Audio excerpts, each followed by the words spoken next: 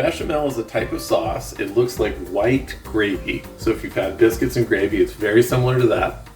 And it's one of the best ways to make mac and cheese. It's super delicious, it's super easy. So we're gonna go for it. All right, I'm gonna grab a whisk. Because I'm gonna need a whisk. I've got butter and flour and milk. And then I'll put a little bit of salt and pepper in the bechamel sauce at the appropriate time. Okay, here's what we're gonna do. I'm gonna take some butter. You don't need to measure this super carefully. For the two of us, I want maybe about a tablespoon of butter, but you see, like, good old glob like that. I'm gonna put it into the bottom of this pan. Now I'm gonna turn the heat up on this pan to medium low. Not super hot, we just want to slowly melt the butter without burning it. I'm gonna start getting this butter melted here. Now while that butter is starting to melt, I'm gonna get some all-purpose flour. And I'm gonna put an equal amount to the butter that I put in the pan, the same amount. That's how much we want. So this is probably gonna be like a good heaping tablespoon like that. It's right on top of the butter, no problem. As I'm looking at it, I'm thinking I want just a little bit more flour. I'm gonna go back and I'm gonna add just a hair more butter. They used to say that my family crest should have been 2 cross sticks of butter, and that our family motto should have been, we need more butter, because we usually do. All right, so I've got butter melting. Swirl that around a little bit. There's a little bit of flour in there. We're just gonna wait until that's melted and before we do anything else on that. Perfect. So while we're waiting for that butter to melt a little bit more and we can start whisking it, I heard a good one today. Do you guys know what is red and really bad for your teeth? A brick. Hey, I thought it was funny. All right, butter's melting. So now that it's partially melted, I'm gonna turn the heat down to like fairly low. I'm gonna grab my whisk. Just gonna gently whisk everything until it's nice and combined. And what we're doing is something called making a roux. And this is another French term, R-O-U-X, pronounced roux, as in you will rue the day when you make terrible, terrible jokes like me in front of your spouse. As I'm looking at that, I think it wants just a hair more butter, so I'm going to add a little bit more. It's okay, you don't have to be super precise with this. This is a really forgiving recipe. As long as you keep the heat low while you're making your roux, then it's really easy. All right, so I'm going to stir that in there. Now, if you look at that, you notice that the flour is already starting to brown a little bit and you're getting a little bit of bubbles.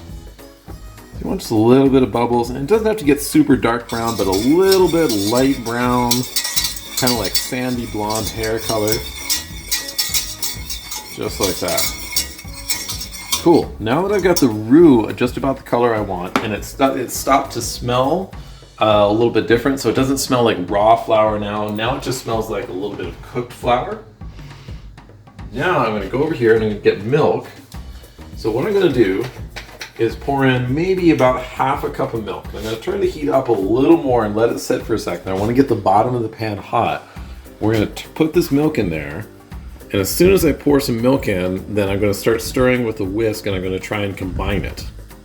You'll see it'll look really smooth for a minute, and then it's going to seize up and look kind of clumpy. And that's okay, that's what we want. All right, see those bubbles there? That means we're probably hot enough on the bottom of the pan. So here we go. I'm going to add some milk.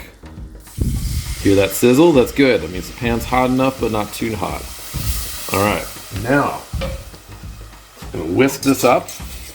And it's where you want to be pretty vigorous and get all the sides, everything around the side. Get it mixed in, whisk it a lot. Got the heat up to about medium right now. And see, it looks really nice and smooth. And in just a second, it's going to start to seize up. Oh, there we go. See that? See, now you can see the bottom of the pan that's thickening up. And we're going to let this get really quite thick. Oh, that's seasoned up. I'm going to add a little bit more milk. Going to open some more milk. There we go. Okay, more milk. Got that ready. So look at that. See how that's starting to thicken up a lot?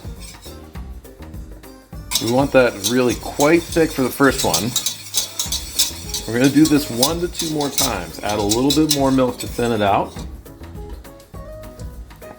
Now I'm going to turn that heat up a little more. Add a little bit more milk.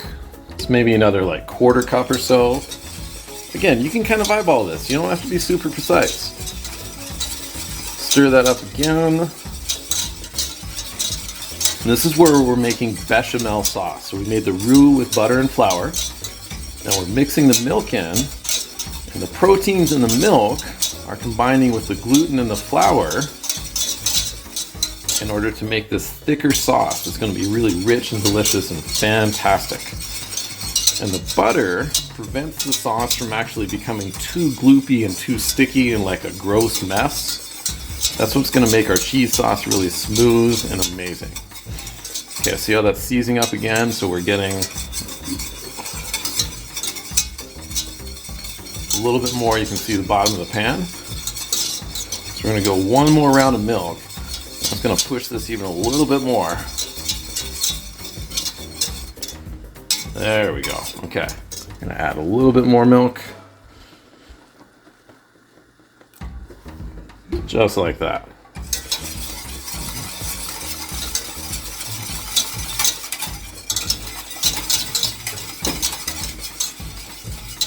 Again, I'm going to stir it and I'm going to keep whisking it. You want to keep whisking it so it stays really smooth. Get all the edges of the pan so you don't leave any of that good flour and butter stuff behind. That roux is where the flavor is.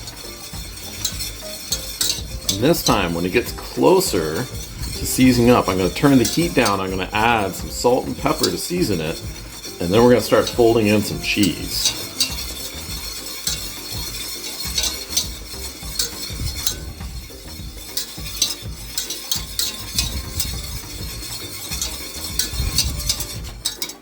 All right, let's get in there. Let's get in there.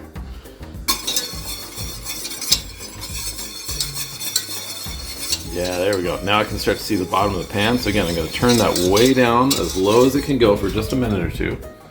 I'm going to add a little bit of salt. So I'm just using coarse kosher salt right here, but you can use table salt, that's fine. Not too much on this because the cheese is salty. Oh, hear that? Give this 1 more stir. Now I said we need salt and pepper. So we got some pepper. Get some freshly ground pepper in there. Be delicious. Give that a mix around. All right, now this is warm but not super hot, which is perfect